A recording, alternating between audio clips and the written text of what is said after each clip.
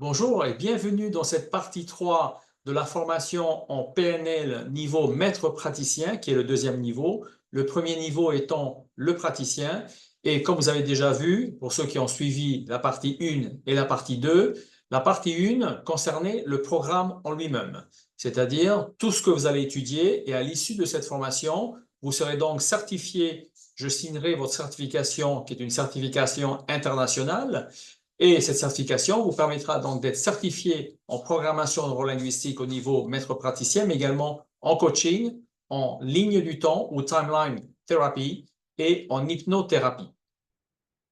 La partie 2 concernait essentiellement le renforcement, c'est-à-dire de vous donner des outils pour que vous puissiez renforcer votre conviction, de réussir, de changer, de vous transformer, mais également de trouver toute la motivation nécessaire pour aller tout au long de cette formation qui est extrêmement intensive. En partie 3, nous allons continuer ce que nous avions fait en partie 2, c'est-à-dire le renforcement. Et aujourd'hui, je vous propose de voir l'état d'apprentissage, qui est une technique qui est très intéressante, qu'on utilise énormément, notamment dans les universités américaines. Et donc, nous allons commencer aujourd'hui cette partie 3 avec l'état d'apprentissage.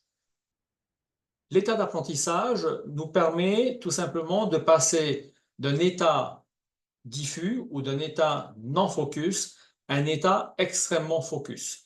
Il faut savoir que lorsque nous effectuons une tâche, nous avons besoin de concentrer notre attention pour pouvoir réussir cette tâche. Il en va de même lorsque vous devez lire un livre, lorsque vous devez écrire un rapport ou lorsque vous devez étudier vos fiches, lorsque vous étiez à l'école, à l'université ou lorsque vous travaillez en général.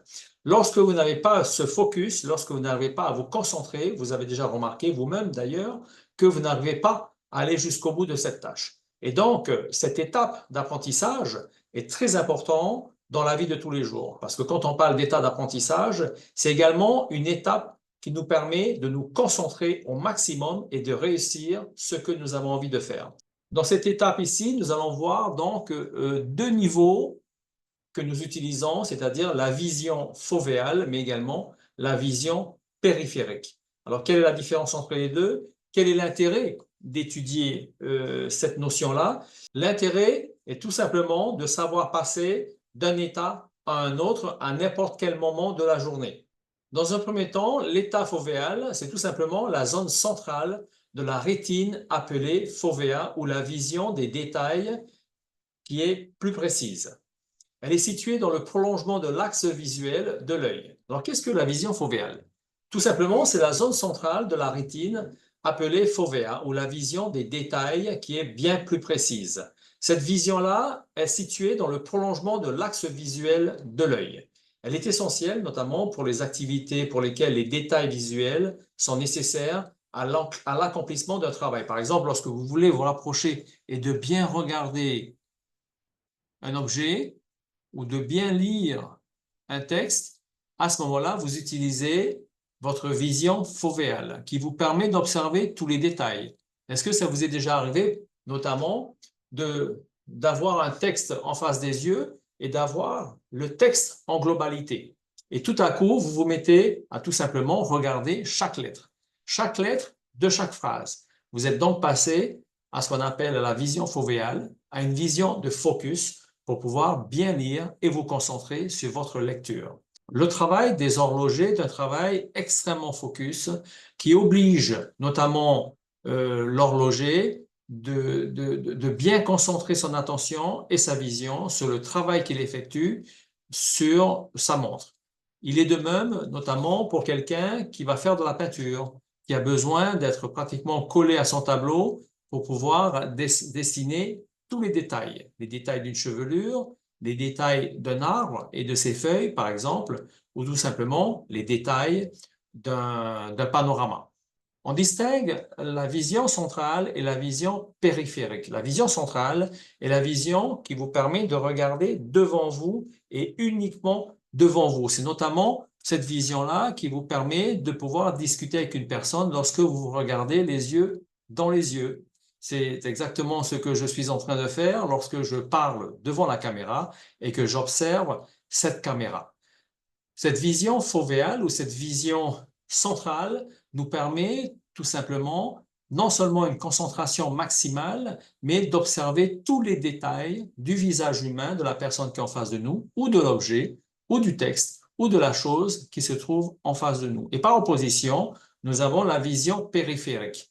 Il est tout simplement facile de faire la différence entre la vision fovéale ou la vision centrale et la vision périphérique, tout simplement parce que lorsque vous regardez droit devant vous et que vous observez avec concentration droit devant vous ce qui se passe, tout simplement, au côté, tout devient flou. C'est-à-dire que les choses d'à côté tendent non pas à disparaître, mais au fur et à mesure que la vision s'élargit, les choses disparaissent. Comme par exemple mes mains. Ici, je les vois très très bien et plus je les mets sur le côté, plus elles disparaissent de ma vision et pourtant elles sont pratiquement au même niveau. Donc, vous voyez que c'est très facile de faire la différence, l'exercice, la pratique de la vision centrale et de la vision périphérique. Vision centrale, tout ce qui est focus, concentré en face de nous, en face des yeux, et la vision périphérique, tout ce qu'il y a à côté, pour lesquelles choses qui sont à côté, objets, nous n'avons pas beaucoup de détails. Cette distinction repose sur on va dire, une différenciation anatomique de la rétine et par conséquent sur une différenciation fonctionnelle. Cette région centrale de la fovea ne contient donc qu'un type de photorécepteurs, ce qu'on appelle les cônes, et ne contient pas de bâtonnets. Je ne vais pas aller trop loin dans les détails pour ne pas vous perdre, mais effectivement, il est toujours très intéressant de parler de théorie pour que vous puissiez mieux comprendre ce que nous faisons lorsque nous utilisons notre vision. La vision étant très importante, qui est un de nos sens les plus importants pour observer le monde extérieur. Alors, quelles sont les fonctions de la vision fovéale? Quelles sont les fonctions de cette vision centrale? Il y a deux fonctions essentielles qui sont attribuées à cette vision fovéale ou à cette vision centrale. D'une part, on va dire l'analyse précise et détaillée des stimulus visuels. L'analyse précise et détaillée des stimulus visuels.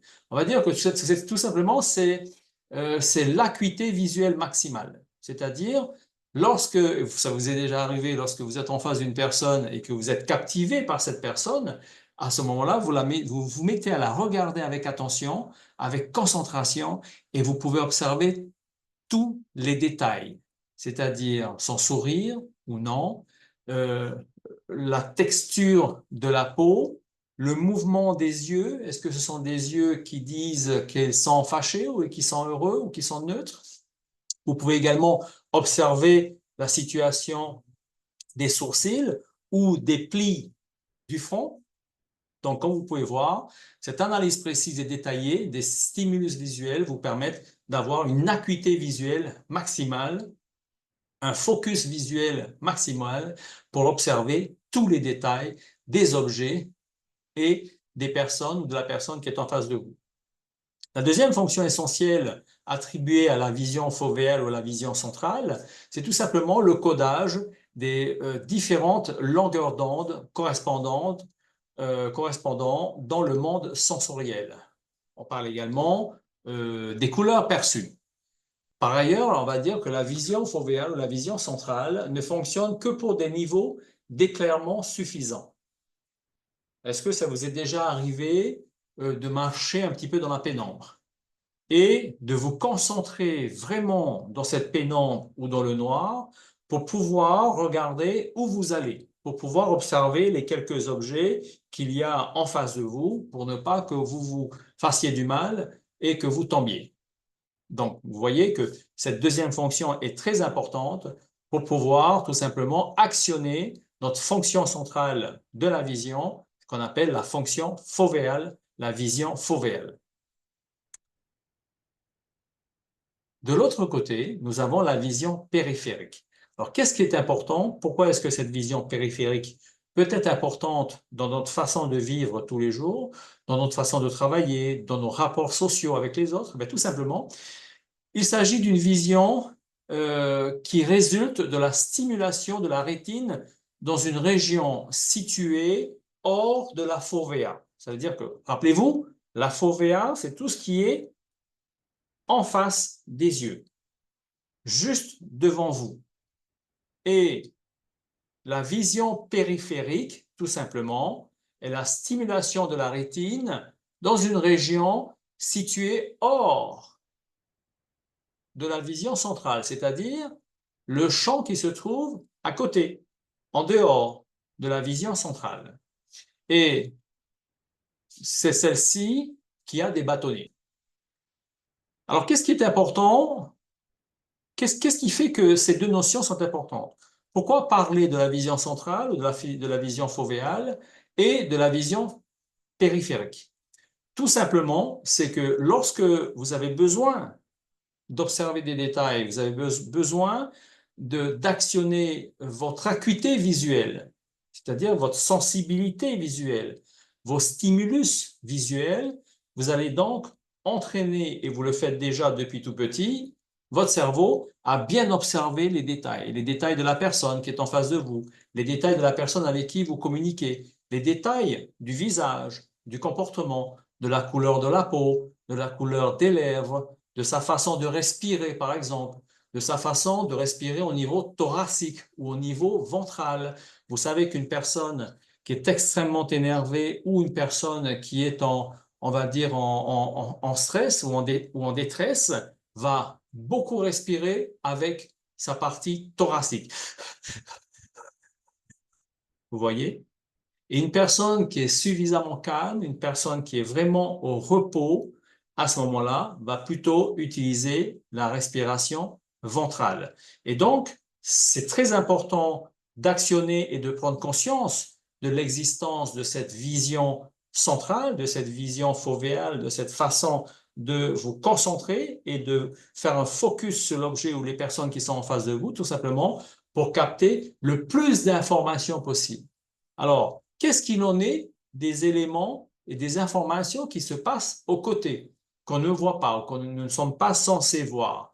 Eh bien, tout simplement, c'est de vous habituer à également, de temps en temps, en tout cas lorsque c'est nécessaire, d'actionner votre fonction périphérique, la fonction de la vision périphérique, pour pouvoir tout simplement avoir un balayage beaucoup plus grand de votre vision, c'est-à-dire de pouvoir voir à la fois en face de vous, mais une vision moins détaillée, et en même temps de pouvoir avoir un balayage visuel sur le côté droit et sur le côté gauche.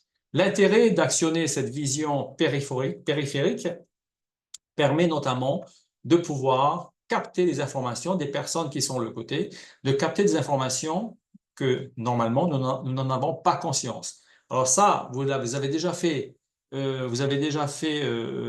l'expérience de cette vision périphérique, puisque des fois, il peut y avoir des choses qui se passent sur le côté, tout d'un coup, vous vous retournez, vous regardez. Parce que inconsciemment, c'est-à-dire de façon non consciente, votre cerveau voit les choses sur le côté. Et l'intérêt, c'est de rendre cette vision consciente, c'est-à-dire de permettre de pouvoir observer consciemment les choses qui se passent sur le côté et que d'habitude, vous ne voyez pas. Alors, ce que je vous propose, c'est de passer de la théorie à la pratique et de vous montrer tout simplement comment actionner votre vision périphérique, comment actionner cette vision périphérique et comment bénéficier tout simplement de cette vision. Avant de passer à la pratique, tout simplement, c'est de rappeler que l'intérêt, par exemple, d'utiliser la vision périphérique, c'est lorsque vous faites un speech, lorsque vous êtes sur une scène ou lorsque vous avez du monde en face de vous. Cela permettra non seulement de voir les personnes qui sont sur le côté, qui sont en face plutôt, mais également de pouvoir voir les personnes sur le côté et de pouvoir très rapidement leur répondre. Il n'y a pas plus désobligeant que de rester très focus et de ne répondre qu'aux personnes qui sont là en face de vous et d'ignorer les personnes qui sont sur le côté. Donc, c'est très intéressant de passer en fonction périphérique, en fonction vision périphérique, pour pouvoir tout simplement avoir une vision très large de ce qui se passe en face de vous. C'est notamment très intéressant lorsque vous faites une formation ou lorsque vous êtes vous êtes en face de plusieurs personnes, un groupe de personnes, qui vous permettra d'avoir une meilleure vue de l'ensemble des caractères, de l'ensemble des personnes qui sont en face de vous. Alors maintenant, sans plus attendre, allons voir comment ça fonctionne. Alors, comment passer de la vision fovéale, c'est-à-dire la vision focus, la vision centrale, à la vision périphérique? Tout simplement, par exemple, moi, lorsque je rentre en scène ou lorsque je rentre en formation, que ce soit une formation en ligne, en Zoom, une formation en live, en direct, dans une classe, je me mets toujours en situation de vision périphérique. Et voilà comment je fais. Tout simplement, je vais mettre mes mains devant moi, je vais observer. Donc maintenant, je ne regarde plus la caméra. Je vais tout simplement regarder mes doigts, mes deux mains. Voilà, ici. Hein. Donc vous pouvez bouger pour les voir. Voilà. Et je vais garder mon œil droit sur ma main droite et mon œil gauche sur ma main gauche. Voilà. Donc je suis sur un point fovéal, un point de focus, un point de concentration. Et je vais maintenant, tout simplement, tout en gardant mes yeux sur mes mains, et observez bien mes yeux, ce qui se passe avec mon visage. Vous allez voir, il y a une très grande différence. Et je vais amener mes mains au niveau de mes oreilles, tout en continuant à observer devant et sur les côtés. Vous allez voir, regardez bien mes yeux. Je les mets au niveau des oreilles, voilà. Et maintenant, tout en gardant mes mains dans le champ visuel périphérique, je les éloigne au fur et à mesure. Et je reste comme cela pendant au moins 30 secondes à 1 minute. Et si j'ai besoin de restimuler les bâtonnets, c'est-à-dire la vision périphérique, je bouge mes mains. D'accord? Je ramène un petit peu vers l'avant et vers l'arrière, voilà, et je bouge mes mains. Et quand vous voyez, mon visage change complètement, ce qui me permet d'avoir une vision complètement périphérique. Voilà. Et lorsque j'ai cette vision périphérique, regardez bien mon visage et mes yeux, il y a une transformation physique. Hein. Lorsque je suis maintenant en vision périphérique, je vais donc descendre mes mains et rester en vision périphérique et faire cette formation en vision périphérique, c'est-à-dire d'être capable de regarder et de voir la caméra en face de moi, mais également, tout simplement, d'ouvrir mon cerveau, d'ouvrir mon champ de vision, et comme vous pouvez voir, ça se voit sur mon visage, et le fait de vous ouvrir, vous vous ouvrez tout simplement à la connaissance, vous vous ouvrez aux autres, et vous vous ouvrez à vous-même. Et il devient, dès lors, beaucoup plus facile et beaucoup plus calme, parce que la vision périphérique est une vision qui ne stresse pas. C'est une vision qui permet d'avoir l'ensemble des données sur les côtés, mais également en face de moi, et de continuer cette formation de la partie 3 du niveau PNL en maître praticien. Voilà. Donc, faites cet exercice chez vous et faites-le autant que besoin lorsque vous rentrez dans une réunion, lorsque vous allez, par exemple, à un entretien d'embauche, lorsque vous allez rencontrer quelqu'un avec qui vous devez discuter, avoir une discussion assez importante, lorsque, par exemple, vous allez à un dating, vous allez à une rencontre amoureuse, ou même lorsque vous êtes avec votre épouse ou avec votre époux ou avec votre enfant.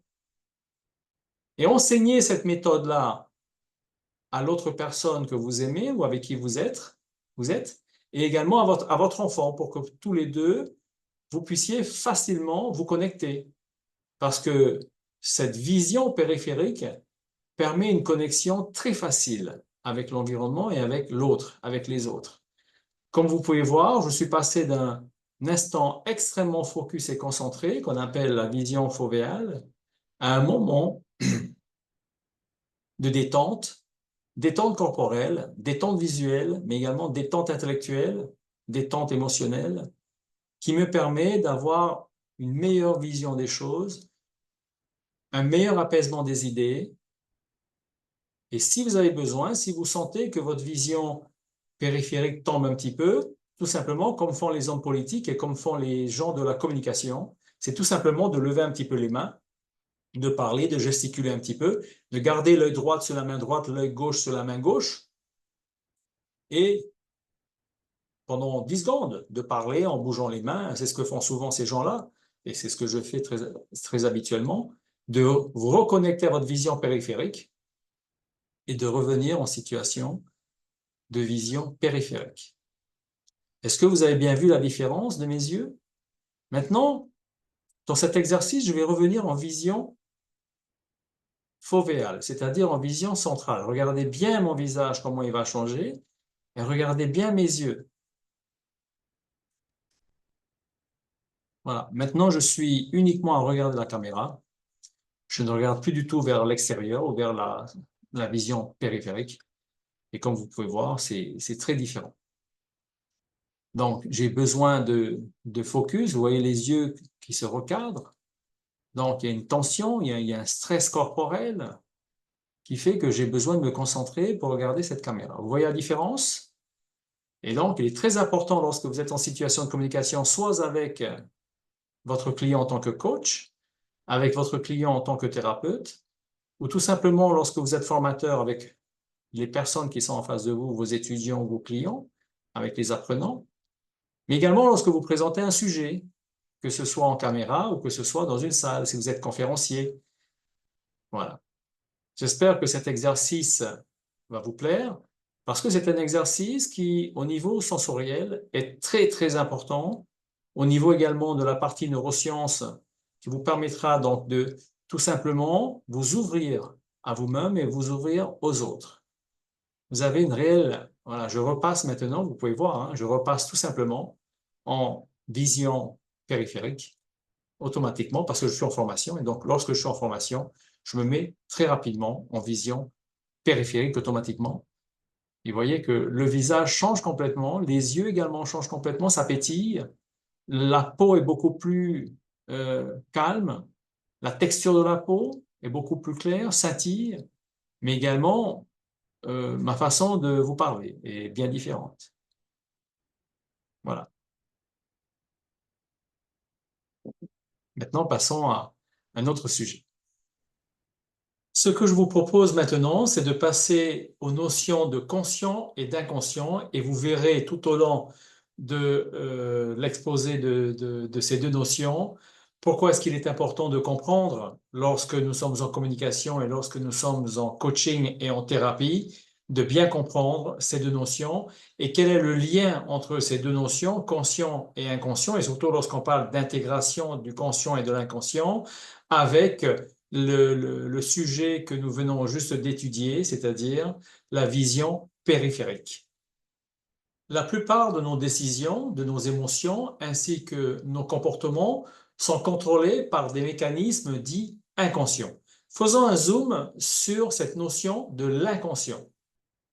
Le conscient et l'inconscient désignent des sphères d'activité de notre cerveau, de notre esprit.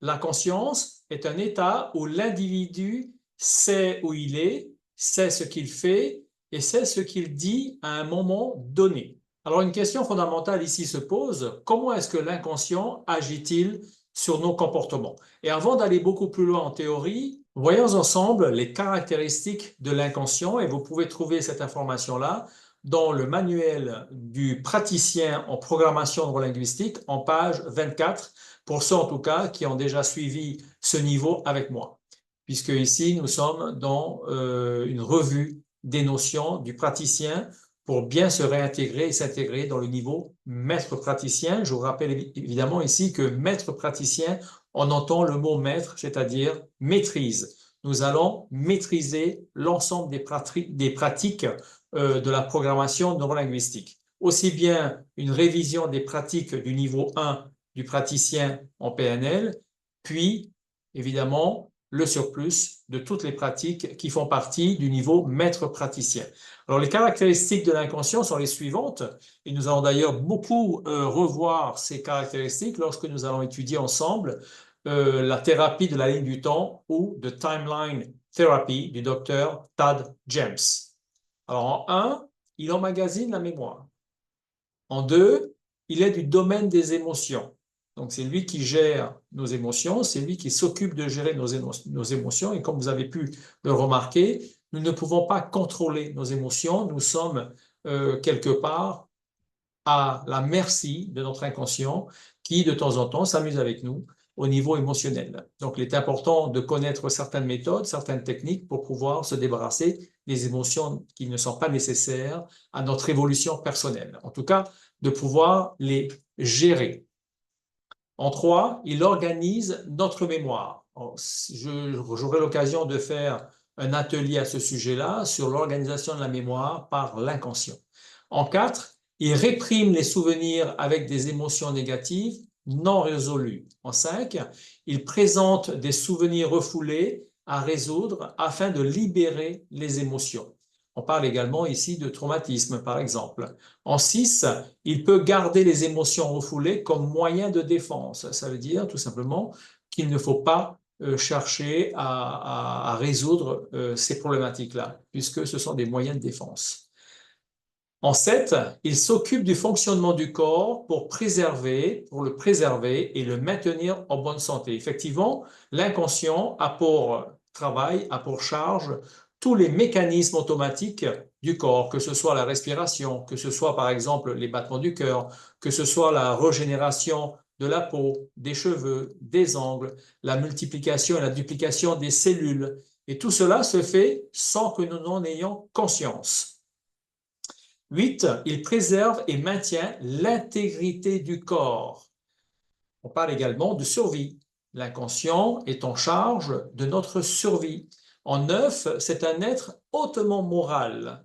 En 10, il aime servir et a besoin d'ordres clairs à suivre. C'est pourquoi, lorsque vous communiquez avec vous-même, lorsque vous vous donnez à vous-même des instructions, il est très important que les mots que vous utilisez, on parle également ici de secret de la communication et également de communication quantique, c'est tout simplement d'utiliser les mots, les bons mots, MOTS, pour pouvoir travailler sur votre inconscient qui, lui, va répercuter l'information au niveau du conscient. On parle aussi d'intégration conscient-inconscient. On va beaucoup travailler sur ce niveau-là d'ailleurs. Donc, les instructions très claires que vous donnez à vos clients, mais également des instructions très claires que vous vous donnez à vous-même pour ne pas qu'il y ait de confusion, pour ne pas que l'inconscient ait l'impression que vous ne savez pas ce que vous êtes en train de faire ou que vous ne savez pas ce que vous êtes en train de vous dire à vous-même. C'est votre dialogue interne. On parle également ici de la qualité de votre dialogue interne. Comment est-ce que vous influencez vos comportements à l'aide du langage, à l'aide du secret du langage. En 11, il contrôle et maintient toutes les perceptions, qu'elles soient ordinaires, télépathiques, il reçoit et transmet les perceptions, les intuitions au conscient. On parle encore ici d'intégration conscient-inconscient. En 12, il génère et stocke et distribue et transmet l'énergie. On verra un peu plus tard dans la formation la notion de système réticulaire. Donc, cette notion est très importante. J'avais déjà préparé une vidéo à ce sujet-là et je vous la mettrai donc en ligne ici directement dans cette formation pour que vous puissiez apprendre et comprendre comment fonctionne cette distribution d'énergie. En 13, il maintient l'instinct et génère des habitudes. En 14, il nécessite une répétition jusqu'à produire une habitude. Alors ça, c'est très important. Il y a un adage, il y a une phrase de Bruce Lee, qui était donc un champion du monde des arts martiaux. C'est lui qui a inventé le Jeet Kune Do et qui a propagé, qui a fait connaître le Kung Fu à l'Occident. Et il disait tout simplement que la clé du succès, c'est la répétition. À force de répéter cette bonne habitude, à ce moment-là, elle devient tellement consciente, elle devient tellement consciente et inconsciente, habituelle, qu'on n'a plus l'impression de faire un effort pour la générer. C'est un peu comme lorsque vous avez appris à compter de 1 à 10, vous avez tellement généré cette habitude et répété qu'aujourd'hui, compter de 1 à 10 est extrêmement facile. Par contre, si je vous demande de compter de 1 à 10 dans une langue qui n'est pas la vôtre et que vous êtes en train d'apprendre, vous allez avoir besoin de beaucoup de temps ou d'un temps certain pour pouvoir rendre cette habitude consciemment inconsciente. En 15, l'inconscient est programmé pour rechercher plus, pour découvrir toujours plus. Il a toujours plus à savoir, à connaître et à comprendre. En 16, il fonctionne mieux comme une entité intégrée dans un ensemble. Il n'a pas besoin de pièces détachées pour fonctionner. Alors, cette notion est assez importante parce qu'ici, lorsqu'on parle d'entité intégrée, on parle également d'intégration conscient-inconscient. Il n'est donc pas possible de fonctionner sans l'inconscient. Rappelez-vous que l'inconscient est en charge de votre survie. Il est également en charge du fonctionnement automatique de tous les organes, de tout votre être. C'est lui qui se charge automatiquement, sans que vous en ayez conscience, du fonctionnement de votre corps. Il fonctionne donc comme une entité intégrée dans son ensemble. 17, il est symbolique et répond aux symboles. L'inconscient a une fonction très symbolique, il utilise beaucoup les symboles et on verra ça tout au long de la formation. En 18, il prend tout personnellement. Le principe, si vous voulez, c'est que la perception et la projection, je ferai une vidéo à ce sujet-là, sur ce topic-là, qui est très important, aussi bien dans votre vie personnelle que dans votre vie professionnelle et dans votre vie interpersonnelle en communication avec les autres. La perception et la projection, vous verrez, c'est très, très intéressant. Alors, lorsqu'on dit que l'inconscient prend tout personnellement, on parle ici, vous avez compris, de son ego. C'est quelqu'un, c'est quelque chose, c'est une entité, voilà, vous avez compris, c'est une entité qui est extrêmement égocentrique. Voilà. En 19, l'inconscient fonctionne sur le principe du moindre effort. Si vous ne lui donnez pas de travail, il va rien faire parce qu'il a déjà tellement à faire. Imaginez les milliards d'opérations, d'informations qu'il a à faire. Alors évidemment, si vous lui en donnez un peu plus, ben, il n'a pas envie de faire parce qu'il a déjà énormément à faire. En 20, il ne comprend pas les formules négatives. Il ne comprend pas le non. Lorsque vous lui dites ne fais pas, il aura tendance à faire. Alors faites attention lorsque vous travaillez avec vos clients et lorsque vous travaillez avec vous-même, avec votre esprit, faites attention lorsque vous utilisez la négation, parce qu'il aura tendance à faire le contraire. Il y a un point qui est le 21e point, qui n'est pas inscrit ici dans cette liste-là, c'est tout simplement que l'inconscient, il a environ 7 ans. Il a donc la caractéristique d'un enfant. Il faut donc l'accompagner, il faut l'aider. On parle souvent de l'enfant intérieur. Je ne sais pas si vous avez déjà entendu parler de cette notion, mais on parle beaucoup de l'enfant intérieur. Et lorsque nous allons travailler tout au long de cette formation, et notamment lorsque nous allons travailler en hypnothérapie et en thérapie de la ligne du temps, nous allons travailler avec votre enfant intérieur pour que vous puissiez aller le chercher, discuter et le libérer sur certaines problématiques que vous avez rencontrées dans votre vie, notamment lorsqu'il y a des traumatismes ou des anxiétés. Alors, pour répondre à la question, comment est-ce que l'inconscient agit sur nos comportements, faisons un petit peu d'histoire et allons un peu plus loin dans la psychologie du comportement et plus en avant sur qu'est-ce qui nous arrive, pourquoi est-ce que nous faisons les choses que nous faisons.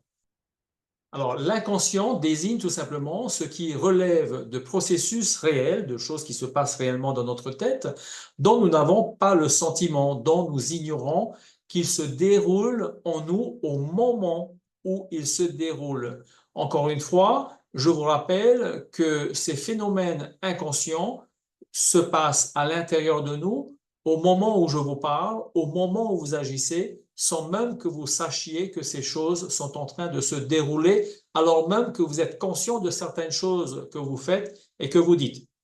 Il y a donc toute une couche énorme à l'intérieur de votre corps, à l'intérieur de votre esprit, à l'intérieur de votre cerveau, de choses qui sont en train de se passer dont vous n'en avez absolument aucune conscience. Afin de mieux comprendre les notions de conscient et inconscient et surtout le lien qu'il y a entre le conscient et l'inconscient et l'exercice que vous avez fait sur la vision périphérique, laissez-moi partager avec vous un PowerPoint.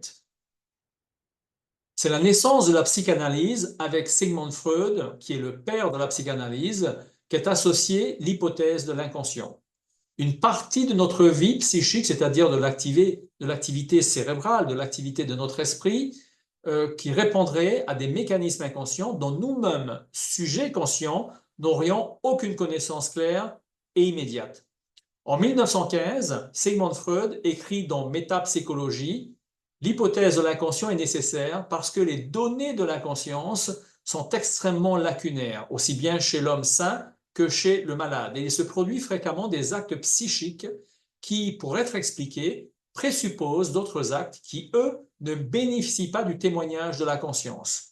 Pour lui, notre expérience quotidienne la plus personnelle nous met en présence d'idées qui nous viennent sans que nous en connaissions l'origine ou les résultats de la pensée dont l'élaboration nous est demeurée cachée jusqu'à aujourd'hui. En effet, au niveau des sciences du langage, au niveau des sciences du cognitif, au niveau de la psychologie, au niveau des neurosciences, de la neurobiologie, de la neuroanatomie du cerveau, nous sommes incapables de dire comment est élaborée la pensée, d'où elle vient et comment est-ce qu'elle est créée. En tout cas, nous savons aujourd'hui qu'elle s'exprime soit par le verbe, par la parole, par les actions ou par l'écrit.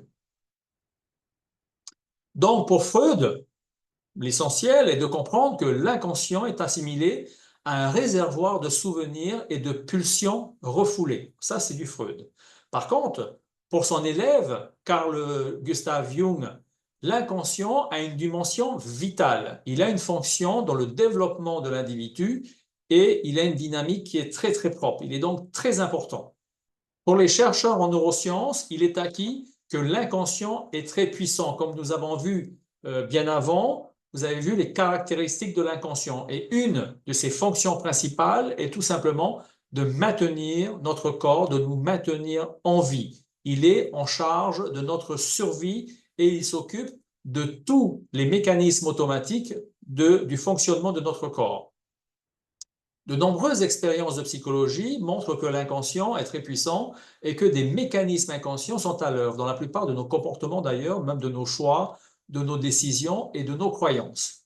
Alors, nous ne pouvons pas contrôler cet inconscient, mais on va dire tout simplement que par certaines pratiques orientales qui ont été récupérées au niveau de l'Occident, dans la culture occidentale, telles que l'aïkido, le tir à l'arc, la méditation ou les techniques de respiration, mais également le yoga, ces techniques permettent de rendre la partie inconsciente consciente pour développer des pouvoirs intérieurs.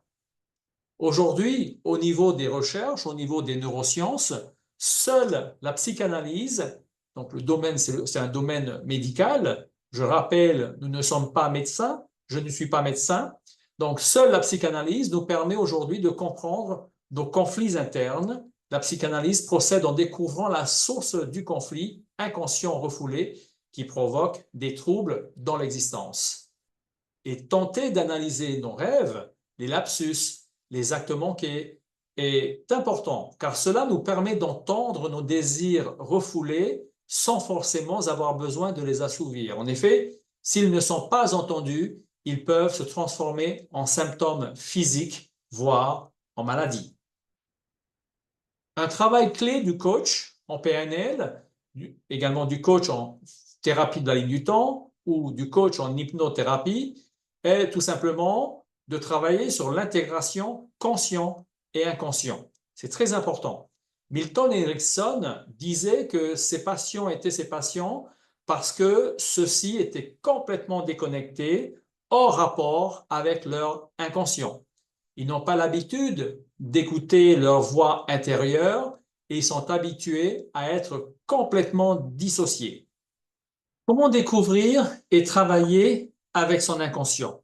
Il existe différentes thérapies qui vous permettent de découvrir et de travailler avec votre inconscient. Les thérapies que je vais vous présenter maintenant ne sont pas les seules thérapies, il y en a pléthore, il y en a plusieurs, mais ce sont, on va dire, les principales et quelques-unes de mes préférées avec lesquelles je travaille auprès de mes clients ou que j'enseigne dans mes formations. La première thérapie est la spirale sensorielle, qui a été largement propagée par le docteur Milton Erickson et c'est une méthode utilisée en hypnose et en auto-hypnose.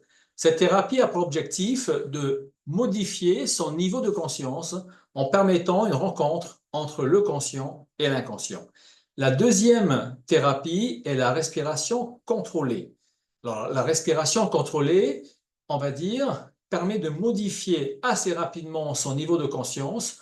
On peut citer par exemple la respiration carrée ou square breathing ou box breathing, utilisée par les Navy SEAL de l'armée américaine parce qu'elle permet très rapidement une gestion du stress et d'abaisser tous les niveaux du stress. Alors, cette technique consiste en une respiration en 4 étapes. La première étape, c'est une respiration sur 4 secondes. La deuxième étape, on maintient la respiration. La troisième étape, il y a une expiration sur 4 secondes. Et la quatrième étape, on maintient la respiration sur 4 secondes. Ça fait donc 4 secondes, 4 secondes, 4 secondes, 4 secondes. Laissez-moi vous montrer un petit peu comment fonctionne cette respiration carrée.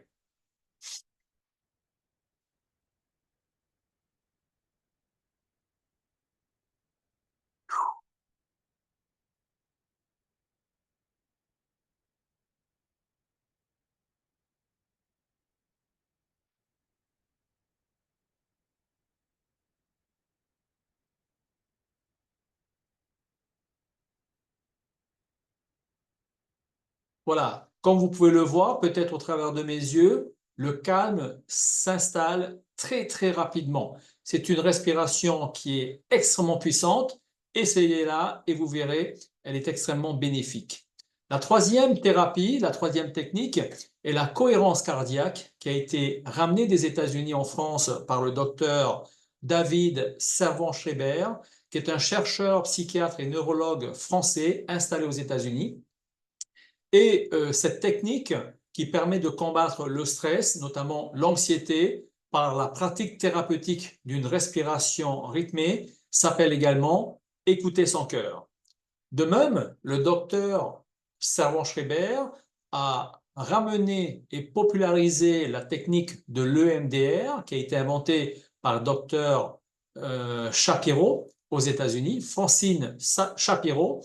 Et cette technique, on va dire, est un mécanisme neuro-émotionnel déclenché par les mouvements oculaires. Donc, on utilise les mouvements des yeux, voilà, qui permet de dépasser des vécus traumatiques non digérés, la plupart du temps, donc des événements traumatiques du passé, responsables de divers symptômes, parfois invalidants.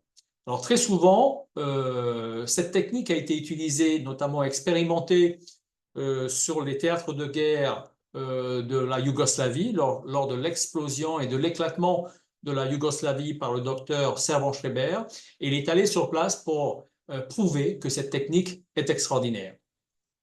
La thérapie de l'EMDR est reconnue comme le traitement du trouble du stress post-traumatique, ou en anglais PTSD, par l'OMS en 2013, par l'INSERM en 2004 et 2015 et par la Haute Autorité de la Santé en 2007. Vous avez ensuite la quatrième technique qui est la programmation neurolinguistique ou la PNL. Vous êtes aujourd'hui dans la formation de niveau maître praticien en programmation neurolinguistique et vous allez apprendre plusieurs techniques qui vont vous permettre de découvrir et de travailler avec la partie inconsciente du cerveau, mais également de travailler en intégration entre le conscient et l'inconscient. Vous avez ensuite, et enfin, la technique ou la thérapie de la ligne du temps qui a été inventée dans les années 80 par le docteur Tad James, un Américain, et qui fait appel à la façon dont nous stockons les informations sur notre ligne du temps. Vous savez que la ligne du temps chez chaque individu est assez subjective. Nous avons un passé, un présent et un futur. Elle permet de traiter notamment et d'enlever les émotions négatives, les traumatismes, la douleur, l'anxiété, le stress, les idées limitantes, les croyances limitantes et les décisions limitantes, mais pas que. Vous aurez donc l'occasion, dans cette formation PNL maître praticien, d'étudier la technique de la ligne du temps. Alors, pour répondre à la question, quel est le lien entre les notions de conscient et inconscient et l'exercice que vous avez fait en début de partie 3 sur la vision périphérique. Alors tout simplement, c'est que le lien entre le conscient et l'inconscient et la pratique de la vision périphérique, qui ne semble pas de prime abord assez évident à comprendre, vous permet d'expérimenter le travail avec votre conscient et avec votre inconscient. Lorsque vous êtes en focus, rappelez-vous que lorsque vous utilisez la vision centrale, lorsque vous utilisez la vision fovéale, vous vous rappelez? Alors, à ce moment-là, vous avez une vision très détaillée, puisque vous êtes tellement focus sur le visage de la personne qui est en face de vous, sur le texte que vous êtes en train de lire, ou sur le tableau que vous êtes en train d'observer, en tout cas sur l'objet qui se trouve en face de vous, vous êtes tellement dans une situation d'observation fovéale, d'une vision centrale, que vous vous sentez associé à la chose que vous observez. On dit également que vous avez conscience, vous prenez conscience de l'ensemble des détails qui forment la personne ou l'objet d'observation. A contrario, lorsque vous utilisez votre vision périphérique, rappelez-vous, ça vient de la vision centrale et de la vision périphérique qu'il y a à côté. Vous savez que quand vous conduisez de temps en temps, vous voyez des choses passer sur le côté qui vous permettent d'anticiper. D'anticiper peut-être un animal qui veut traverser la route, ou peut-être un objet qui intervient à un moment donné de votre conduite, ou une personne, un piéton, qui est en train de marcher sur le bas-côté de la route. Cette vision périphérique est très importante. Et lorsque vous avez, on va dire, lorsque vous vous mettez en vision périphérique, vous avez accès à votre inconscient, vous avez accès à la partie inconsciente de votre cerveau. Rappelez-vous que lorsque vous êtes en focus, vous avez un défilement de 3 à 4 images par seconde. Lorsque vous êtes en vision périphérique, vous avez 100 images par seconde. Donc, vous avez beaucoup plus d'informations, c'est normal, puisque vous êtes tout simplement dans l'observation de tout ce qui se passe devant vous et sur le côté. D'accord?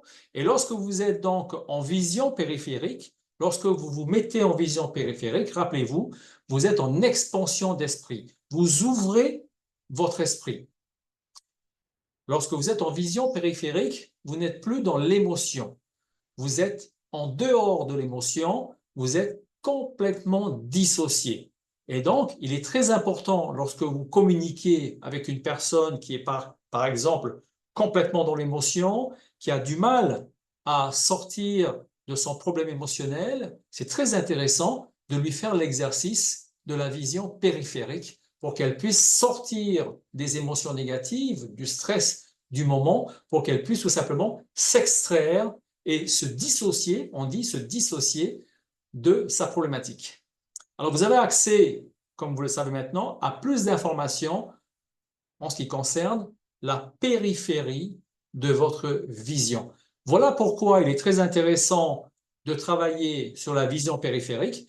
Voilà pourquoi il est très intéressant de comprendre dans votre développement personnel, dans votre évolution personnelle et dans votre transformation, pourquoi il est essentiel de comprendre le conscient et l'inconscient. Vous avez vu également que l'inconscient, les caractéristiques de l'inconscient, et que bien que l'inconscient soit en charge de la mémoire, soit en charge également de l'ensemble des automatismes du fonctionnement du corps, sa fonction première, c'est de vous faire vivre et votre survie. Rappelez-vous également que le conscient a 7 ans à peu près, environ, un âge de 7 ans, c'est comme un enfant, c'est votre enfant intérieur qu'il faut évidemment aller chercher, le sécuriser et le ramener avec vous pour éviter tous les traumatismes. Nous aurons d'ailleurs l'occasion lors de cette formation de travailler sur toutes les notions qui ont été dites aujourd'hui.